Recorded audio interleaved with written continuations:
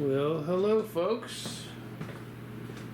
It's Phil, and it is Ninja Foodi 2-basket air fryer unboxing day. Time is 3:03 on Sunday, January 12th. 3:03 in the afternoon. I gotta turn that screen around so I can see what the hell I'm doing. Oh my gosh. Oh my gosh. Alright, here we go. So this is the Foodi that Colby sent me, and so we could feature it on the channel. We thank him very much. We want to thank the moving companies that handled this. They did an excellent job. The box looks spectacular. This was inside of another box, and I don't know if it's UPS or FedEx or the U.S. Postal Service, but they really handled it with care, and we thank them for that. Okay. As you can see, it's the Ninja Foodi. It's an 8-quart, with 4 quarts per side. It's 2 drawers. We're going to get into this. Now, one thing about unboxing things. When you're unboxing things, what makes more sense? To lift the heavy item out of the box, or lift the light box off the heavy item? Well, obviously, to lift the light box off the heavy item. This is something we do in the furniture business all the time. Sometimes we'll be lucky and they'll have a dotted line around the bottom of the box, but whenever we do this, you know, we use a box knife, industry standard. Box knife has 2 settings like this. That's the full size depth, and then there's another one that's a half size depth. We kind of favor the full size, and then what we do is we take our thumb, we put it right there, and it gives us a sense of feel. Now you got to know what you're doing when you're doing this. You're only trying to cut the cardboard. You're not trying to cut the product inside. Now with this, I'm not going to do this. There's a styrofoam biscuit in here. I already opened the top of it and resealed it. I read the directions, but I wanted to have a good unboxing here. But if you have flaps on the box, as a general rule, what you want to do is you want to do this. You want to flip it on its side like this, or on its back. Now take your knife, cut gently around here, okay? Like this, okay? This is very, very important, okay?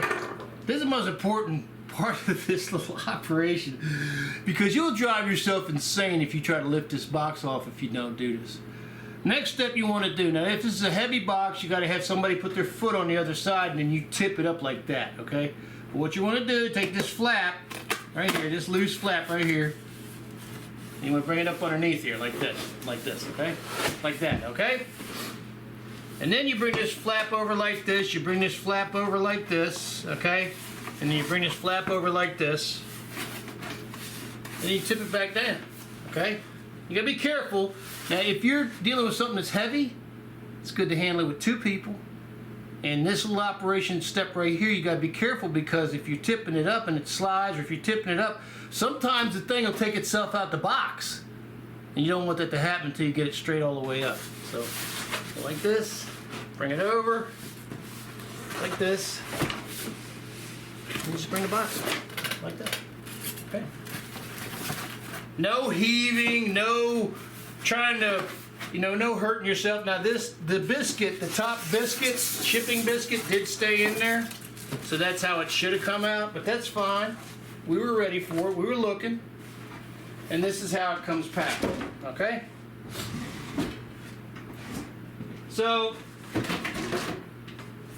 whenever you see this type of material here, this styrofoam biscuit, formed styrofoam biscuit, that's an investment from the manufacturer to get your product to you safe. You should appreciate that. Obviously, you don't have a whole lot of use for it after you get this thing out. But here's the instructions, which I've already opened up. It comes with instructions. It comes with I think it's a quick start guide. Okay. And it comes with important safeguards, and then it comes with Kickstarter recipes, which is pretty cool. So we're going to set that to the side. I've already looked at a lot of that. One thing I did want to look at, one thing I was very, I wanted to see if they would tell me, and I don't know if they're going to tell me or not. I wanted to see what the electrical draw on this was. You know, what is this, a 1700 watt unit or what? But I don't think I'm going to be able to see that. I don't even think that's on the box here.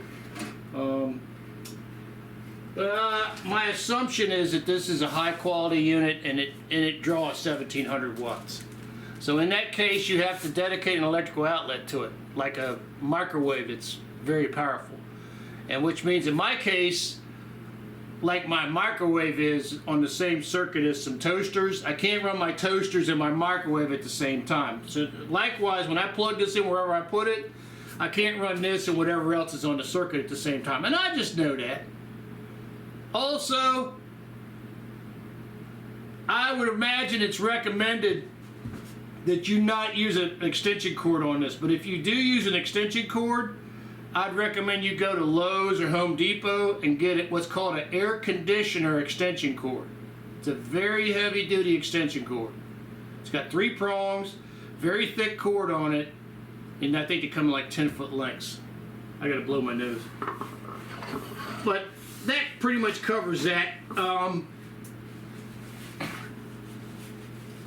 I don't know if you can plug this into a power strip, which would be nice to give it some sort of surge protection, but I don't know if you can do that because it draws so much power. Okay, so anyway, there's that too. So as a general rule, you want to plug it into the wall. Also, what I did find out was they want you to have about I believe it was 5 to 6 inches behind the unit, which kind of is a problem on counters because counters are pretty narrow. They're only like 18 inches deep. If this thing is like 15 inches deep, you're already out of space. So I don't know, we'll see. So we're just bringing this out.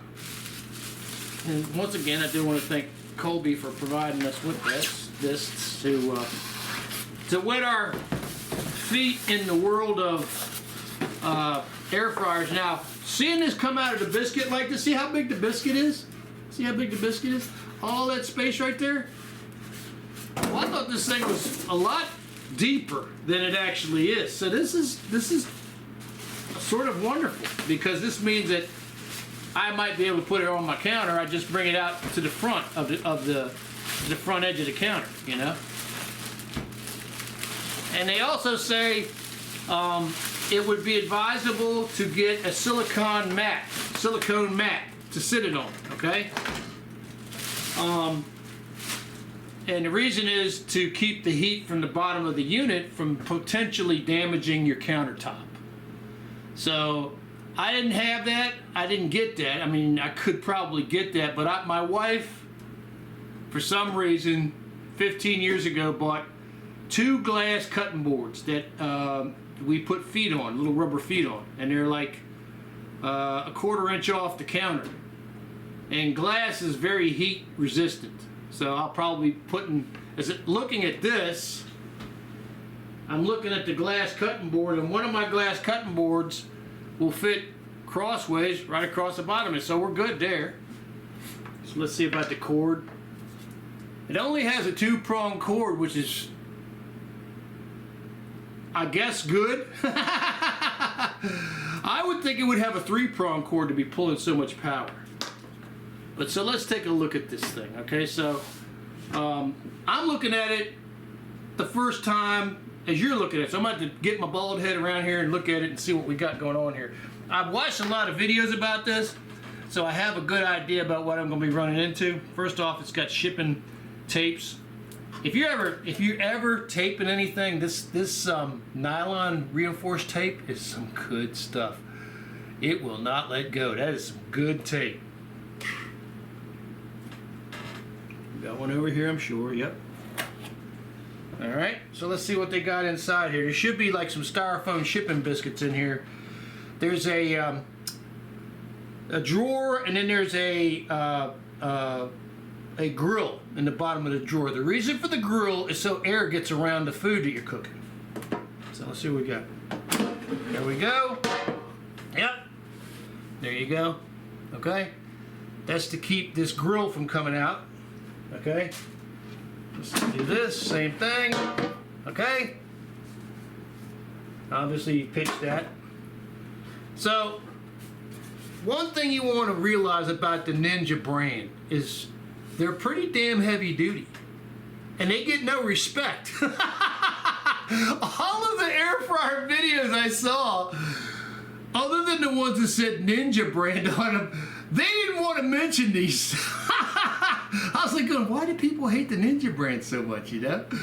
But anyway, so this particular model, now, I don't know. I haven't, like I said, let me see if it shows in here. Ninja Foodi Quick Start Guide. Okay. No, it's just giving me a bunch of menus. I want some information. Here's the owner's guide right here.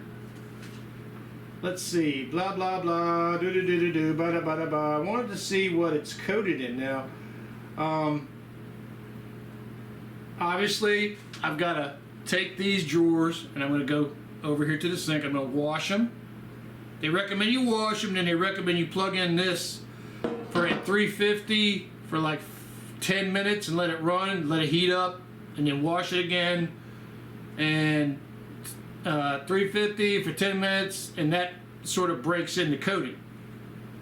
And also lets the internal workings all heat up, and whatever kind of dust or anything you got on the parts while it was being assembled, you kind of burn that off so you don't burn it off in the food. But what I saw about this unit was supposedly these are sprayed in a ceramic coating.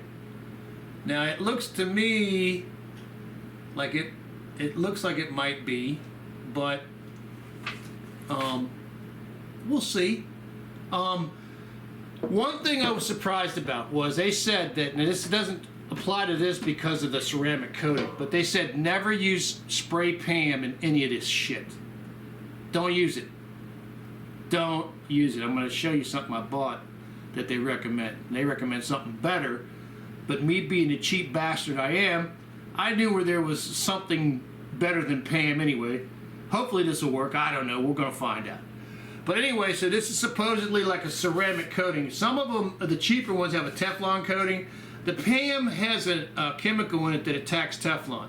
And what it'll do is it'll cause it to stop adhering to the side of the metal, and then it'll start chipping off in your food.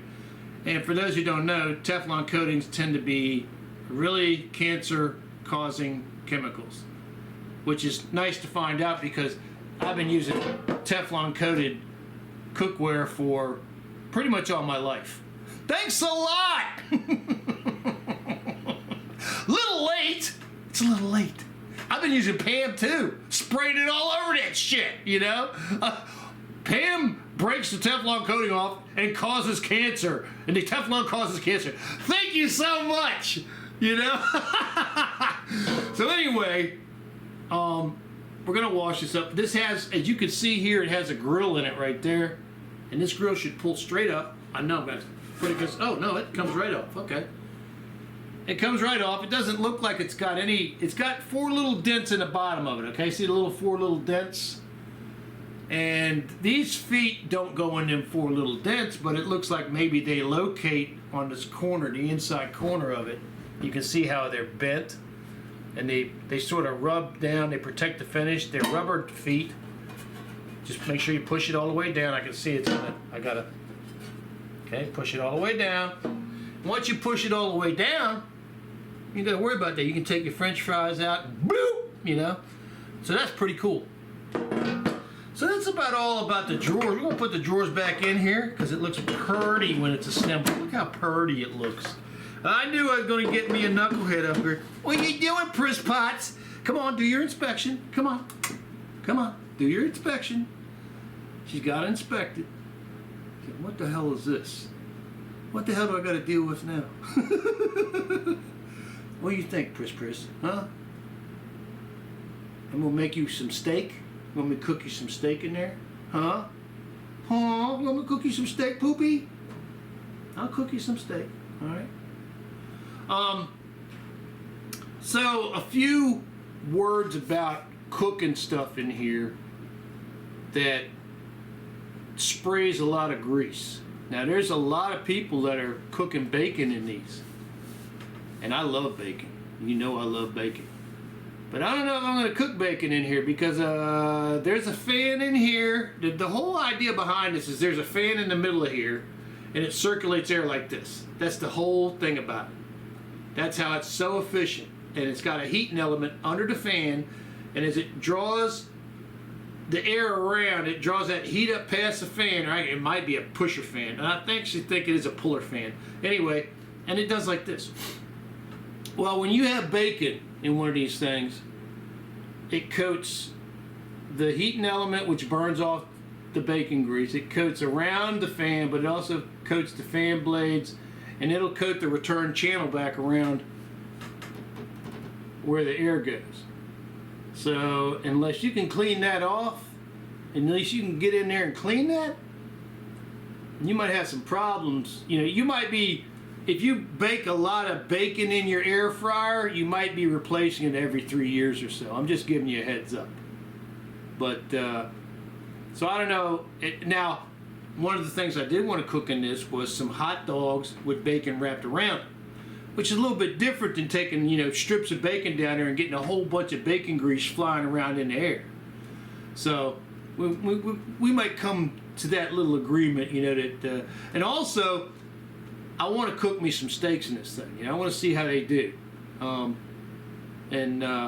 it's going to be interesting. Now you can see videos on YouTube about these, about how to use the controls. It has two zones, zone 1, zone 2. Now zone 1 has a thing called air broil, which is pretty fascinating for people who like to burn cheese on things, you know. That would be interesting to see how that works, and I'll try that out sometime. I actually might try that out with some chili dogs. I was thinking about making them bacon wrap hot dogs and then put chili, cheese, but not, I don't know, well, I'll probably put onion on top of them. I probably put the onion on and then put the cheese on top of the onions because I want the cheese to get a burn on it. And then try to air broil it for like 2 minutes and see what I come up with. Hopefully it'll do a little toasty on the bread too. But we'll see. Damn, I gotta wipe my mouth.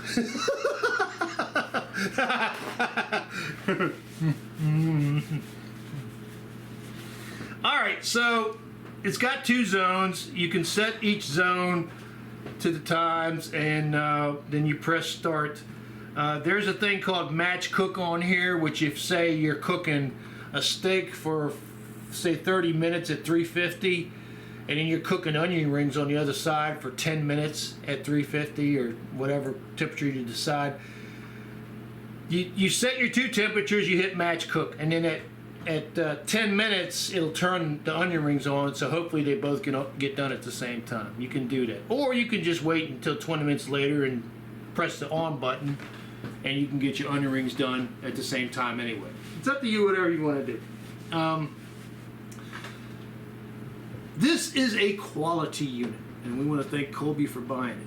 Now there is a lady calls herself Empowered Cooking on YouTube. Fantastic channel for air fryers, and she went and bought the cheapest air fryers you could possibly buy off I think of Amazon, and it was terrifying. It was terrifying. It was actually turning itself on in her kitchen, so she got her money back and returned it. So this being a quality unit, 99.99999% chance of this ever doing it. So but I don't know, I might just go ahead and leave it unplugged until I use it. But that's a good idea with any high-powered kitchen utensil, you know. Is if you ain't got to have it plugged in, then just don't plug it in until you use it, you know. All right, so now we're getting ready to do our thing. We've washed our bins, and you know, the question is now, wait a minute, well, is there anything special I need to use on this food? Well, first off, let's discuss cooking French fries in here, because French fries tends to be the #1 thing I see cooked, and chicken wings or chicken nuggets. say you're cooking chicken wings for 20 minutes, and I'm always hanging at 350. I don't know why. This thing goes to 390. I want to use the wind more. I'll wait a minute later. But say you're at 350 for, say, 20 minutes on chicken nuggets, which is probably going to turn them into frickin' you probably only have to go like 12 minutes.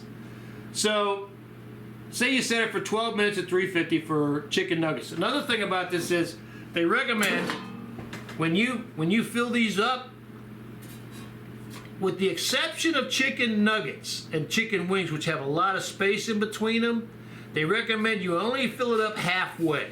Only fill the drawer up halfway. It's better to cook fully what you have in the drawer and then do 2 batches than it is to cook half-ass one overfilled batch of food. So say you put the nuggets in for 12 minutes at 350. Well, at 6 minutes, you need to pull the drawer out, shake the drawer, and you need to shake it to get the food to turn around to, get the sides flipped over, okay? And then you put the drawer back in and you finish cooking. That's universal with most of the things you cook in this. If you're cooking a steak in here for, say, 20 minutes at, say, 350, at 10 minutes you got to take and flip it over. Now, what they recommend is to not use anything steel in these drawers. That's universal in all the air fryers. They say don't use steel tongs, don't use a steel spatula. When you go to clean it, don't scrub it with a steel scrubbing pad, okay? Well, I was over at Giant, and this is a set of 3 plastic tongs that they sell. This was $10 on sale for like $8.30. They sold 1 tong for $6.37 was on sale. I was like, well, $2 more, I get 3 different types of tongs. And you can see I got spoon tongs. There's gripper tongs, which are like spaghetti tongs. And then there's like a regular salad tong, see? And with these, at that 6-minute mark, you can pull your drawer out. You can, if you're very picky like me, you can flip everything over and put the drawer back in, okay? So you got to have some tongs that are plastic coated, okay? Now when you're cooking in this, it's not like cooking in a grill.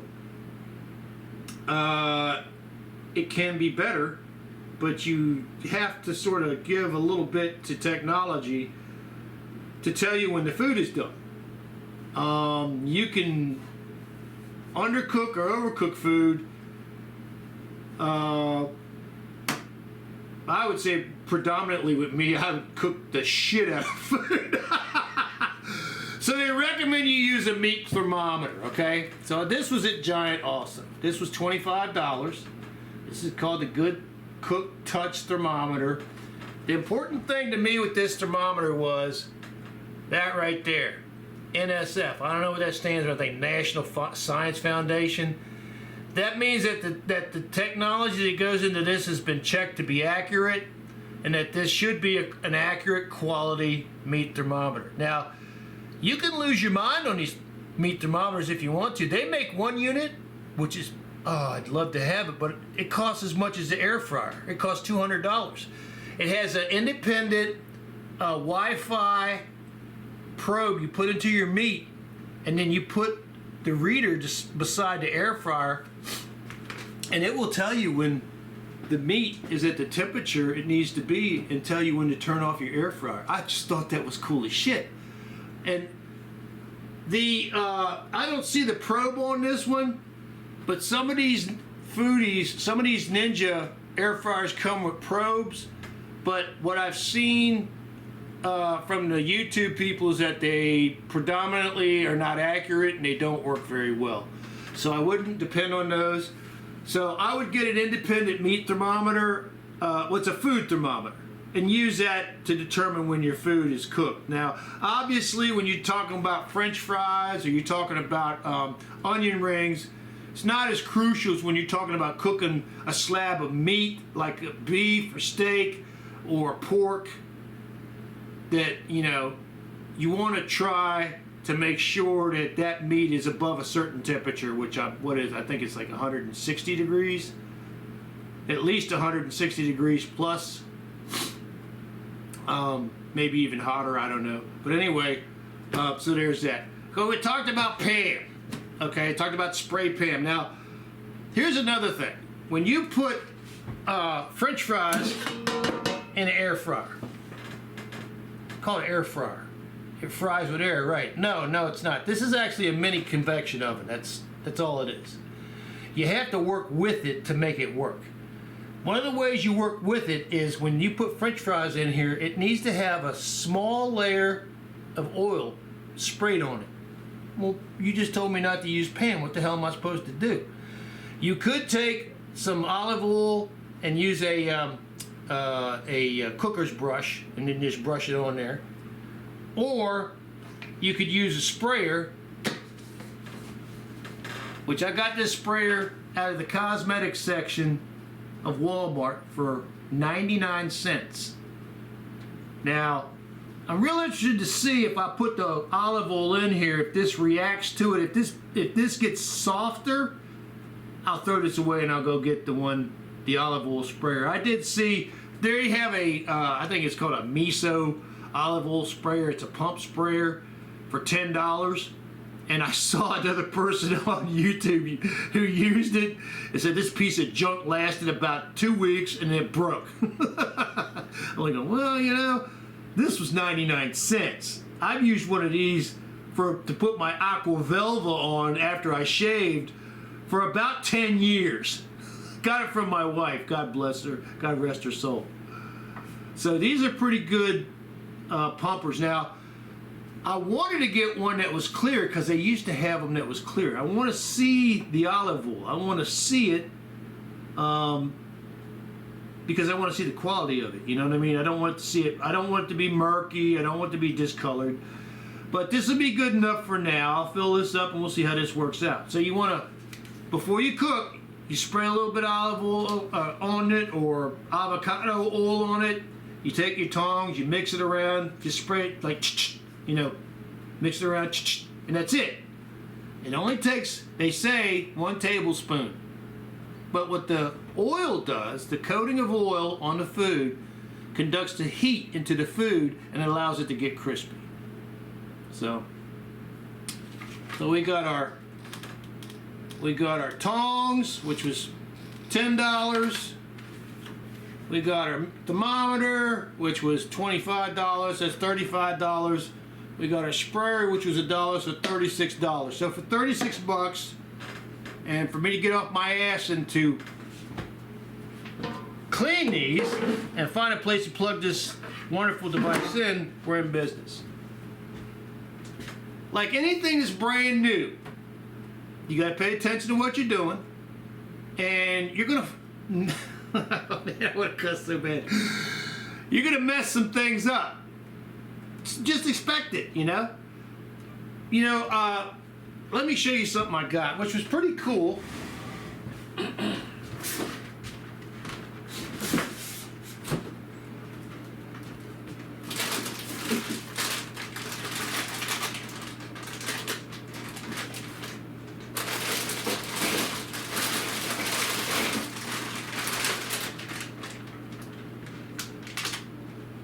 God darn it.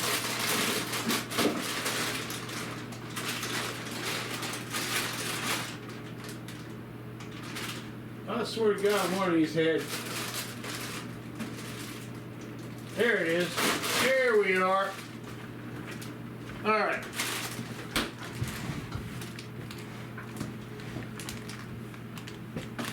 So these are Walmart Great Value Thin Cut French fries. And right on the back here, they give you air fryer directions. So it's just pretty cool. I like that. So this says preheat oven to 400 degrees Fahrenheit. Fill fryer basket no more than half full of frozen potatoes. Air fry for 12 to 18 minutes or to desired color and crispness. 12 to 18 minutes. So what you would want to do is, for me, I'll probably start it at 14, which means at 7 I gotta take it out and do my flipping around, put it back in, and then cook it to 14 and see what we got, you know. And that's a half a batch. That's a half a drawer. And if I had like a quarter of a drawer, shit, I would probably go to about 11 minutes. Because with the smaller the amount that's in the drawer, the more efficient the cooking's going to be. That's something you got to consider too. When you're cooking an almost full drawer of wings, you're really pushing the oven to cook all the food in there, you know. So that's going to affect your cooking times too. But you'll figure it out. I'm going to figure this out. But we thank Colby again for this air fryer. And we thank Walmart for putting at least some sort of guide on these, you know. Tyson's chicken, I've got some Tyson's wings in there, and some of their Tyson's products has air fryer guides on it too, some of their little chicken bites and stuff, but some of their other stuff doesn't have it. But it's a generic thing. When you start learning to use this, you start realizing what you need to do and how you need to do it. So this is kind of an adventure, and we're off to see the wizard, and hopefully everything will go fine. I hope your air fryer adventures are all safe and you get great food, and everything I see online about air fryers, well, most everything,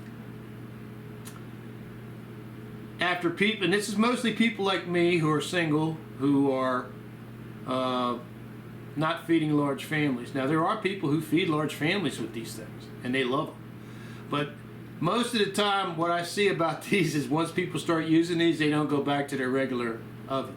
They say these are simply so efficient, they actually save money on electricity, and they cook the food faster, and they cook the food better.